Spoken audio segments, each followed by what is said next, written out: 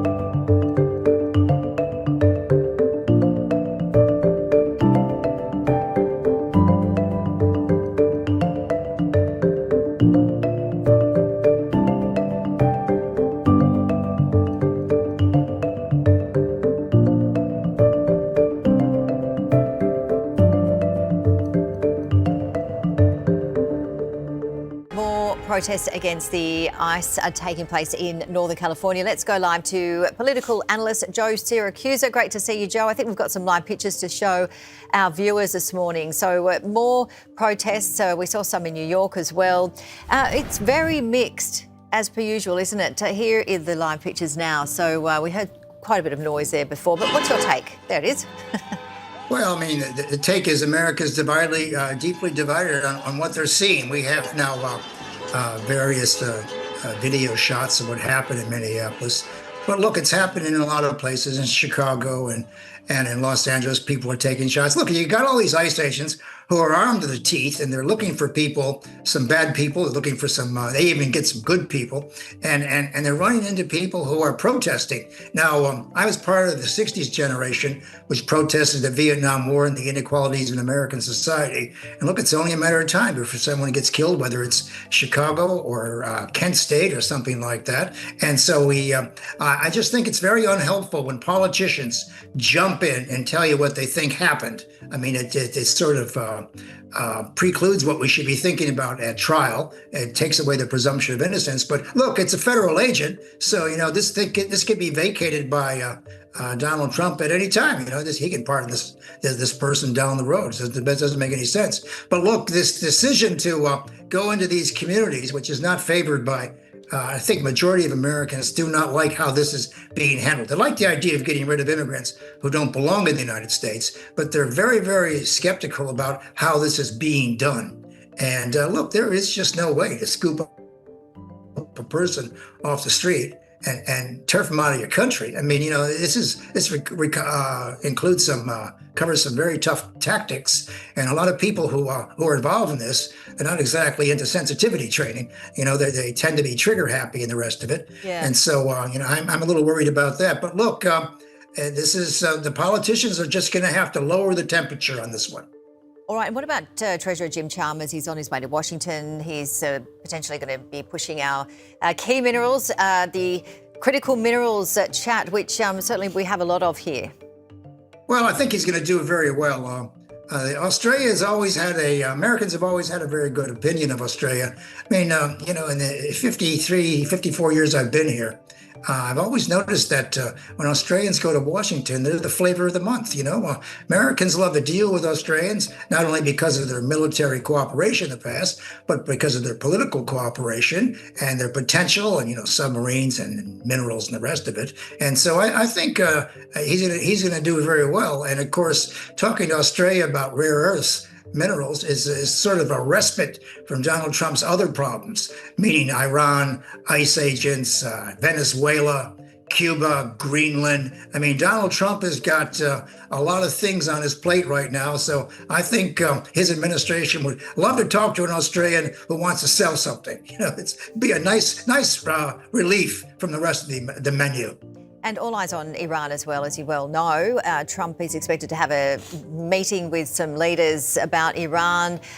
What do you make of those protests? They started out from an economic point of view, discussing the economy there. They've blown out, and there's been a lot of deaths as well, the blackouts and so much going on. Well, I think Donald Trump would try to assist the Iranian protesters for two reasons. He's committed to them, his administration is. And number two, America has hated Iran since 1979, when all those American hostages were kidnapped and we couldn't get them back for over 400 days. And Jimmy Carter, he lost his presidency over it. Look, there is a tendency to compel the Iranians to ease up, but it isn't going to work. I mean, Iran's not some banana republic called Venezuela or Cuba or something like that. It's 94 million people. They're very sophisticated, as a matter of fact. Some of those Revolutionary Guards look a little rough, but the rest of the people there are very, very sophisticated, and they want to get on with life. And Iran's a hell of a place to live in. And of course, as soon as I noticed that the former king's the former Shah's son has told the protesters to continue the fight. I mean, I always get a kick, Janie, of people telling other people to fight to the death. I mean, it's just, what are you going to do about it? And of course, what he's counting on is John Bolton and others who are committed to the independence of Iran, or at least the return to pre-1979 days. Look, everyone thought that Donald Trump was a bit of an isolationist in the first administration. I argued that he wasn't. He was a very selective interventionist, and I'm not worried about Trump doing nothing. What I'm worried about him is exceeding what he can do. I used to worry about whether America understood the red lines in Iran and Russia and China and the like. Now, what Donald Trump understands is, or what we have to understand about Donald Trump, is his red lines. When is he going to move? And in this administration, he's been very forceful. He's already bombed Iran. He's sent cruise missiles to Nigeria. He sent bombs to Somalia, to Syria and other places. Donald Trump is not bashful about exercising American forces, and he has a very large number of forces at his disposal, Jenny. All right, yes, plenty more to talk about. We've run out of time. As always, Joe Syracuse, thank you so much. Okay, thank you.